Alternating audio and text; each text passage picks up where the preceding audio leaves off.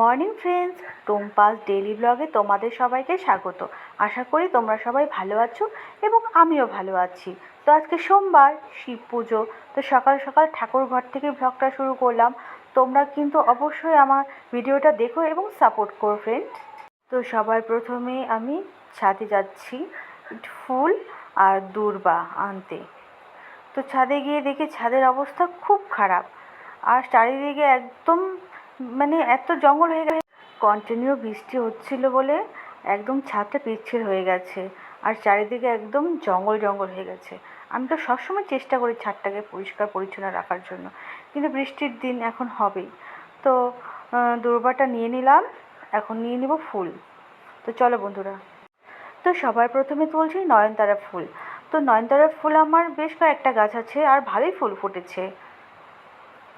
তো এরপর তুলতে আসলাম রঙ্গন ফুল।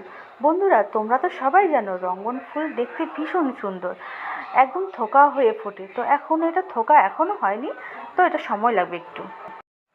আর এটা বেলি ফুল। তো বেলি ফুল তো দেখতে সুন্দর এবং গন্ধটা তো ভীষণ ভালো লাগে, জানোই বন্ধুরা।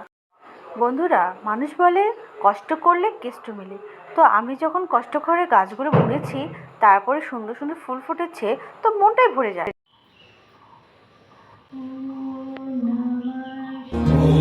मृत्युञ्जयाय रुद्राय नीलकण्ठाय शम्भवे अमृतेशाय शर्वाय महादेवाय ते नमः।